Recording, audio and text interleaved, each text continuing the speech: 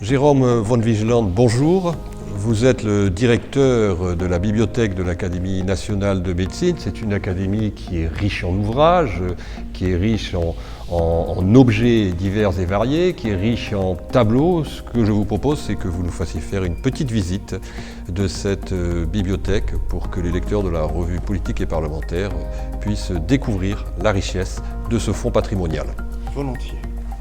La bibliothèque de l'Académie de médecine a cette particularité de s'occuper, d'être en charge de différents types de collections, des imprimés, des livres, des revues par dizaines de milliers, mais aussi des archives et des manuscrits en nombre considérable, notamment des fonds d'archives du XVIIIe siècle, comme ceux de la Société royale de médecine ou de l'Académie royale de chirurgie, qui sont les compagnies d'Ancien Régime qui ont précédé l'Académie de médecine. Et enfin, comme vous le disiez, des objets, des œuvres d'art qui sont exposées un peu partout dans les espaces de l'Académie et qui sont sous la responsabilité de la bibliothèque, des peintures, des sculptures, mais aussi des médaillons, des médailles, et enfin des objets et des instruments médico-chirurgicaux. Alors justement, là nous sommes devant un tableau qui raconte un épisode de la fièvre jaune à Valence. Est-ce que vous pouvez un peu nous parler du contexte dans lequel a été réalisé ce tableau et qu'est-ce qu'il montre? Oui, c'est un tableau tout à fait impressionnant qui a été réalisé par un peintre espagnol, José Aparicio, en 1806 et exposé au Salon à Paris. Aparicio était un jeune étudiant des Beaux-Arts qui avait reçu une bourse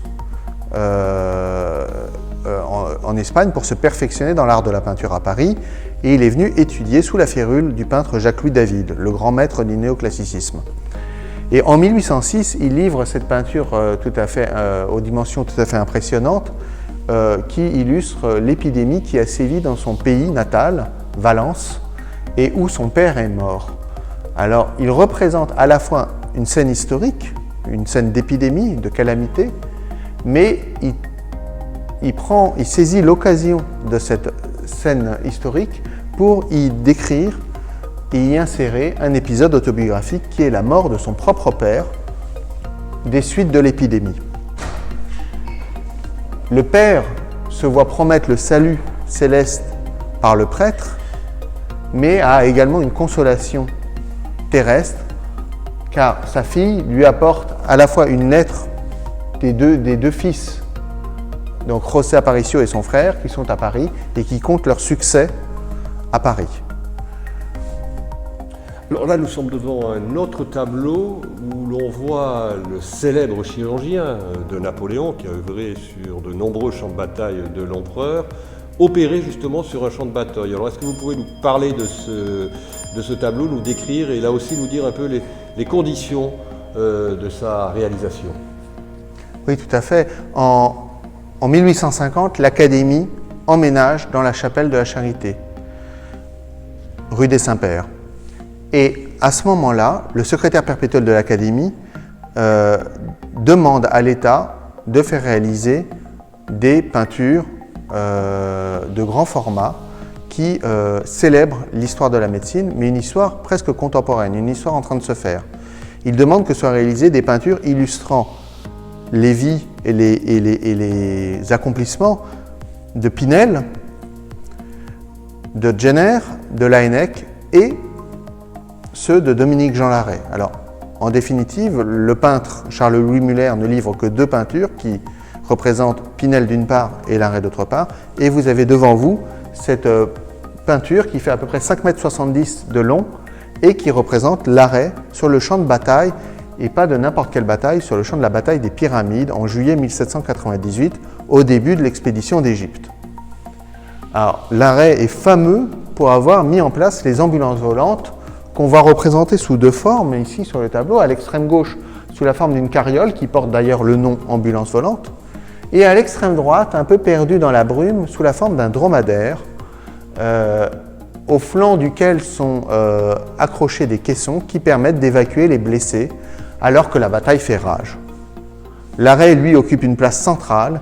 Il était réputé pour agir directement en plein champ de bataille et être capable de mener des amputations très rapidement sur le champ de bataille en amputant une cuisse en quelques minutes et des bras en quelques secondes. Alors là, vous nous avez présenté 2 tableaux, mais aussi la bibliothèque et le fonds patrimonial, c'est un certain nombre d'objets. Je vous propose qu'on aille voir un certain nombre de ces objets, justement, pour nos lecteurs de la revue politique. Quel est cet objet, Jérôme? Eh bien, c'est un biberon en faïence, d'inspiration chinoise, mais fabriqué en Angleterre. Et qui date? Au XVIIIe siècle, à une époque où l'inspiration chinoise dans les arts était très présente. Et donc on a ce petit biberon en faïence, on verse le lait là, dans ce trou-là et le bébé tète par ce petit goulet ici. Donc c'est un des premiers biberons? Non, il existait des biberons bien avant, mais c'est un biberon qui a gardé une forme comme celle-ci pendant encore longtemps. Après ça a été en verre, mais en gardant une forme à peu près similaire. Et vous en avez d'autres comme ça? On a toute une collection de biberons, la plupart en verre et certains en faïence. Et qui vont de quelle époque à quelle époque? Nous en avons jusqu'au milieu du XXe siècle. Mannequin anatomique, est-ce que vous pouvez nous en parler? Tout à fait, c'est un mannequin anatomique en ivoire qui date du XVIIe siècle et qui est plastique, c'est-à-dire manipulable, articulable et démontable. Il représente ici une femme enceinte, comme vous pouvez le voir, et on peut soulever les bras et soulever le ventre et les seins pour découvrir les organes, et notamment les différents organes comme les poumons, le cœur et aussi le fœtus. Alors, je vous propose de le faire. Vous pouvez voir que j'ai enlevé à la fois les intestins et le ventre et qu'on voit apparaître le fœtus, prêt à sortir d'ailleurs, puisqu'il a déjà la tête en bas. Et on aperçoit d'autres organes de cette femme. Alors on a longtemps cru que ce type de mannequin avait une vocation didactique, une vocation d'enseignement, mais la richesse et la finesse, le luxe de la réalisation laissent plutôt penser qu'il s'agit d'objets de curiosité pour des personnes fortunées.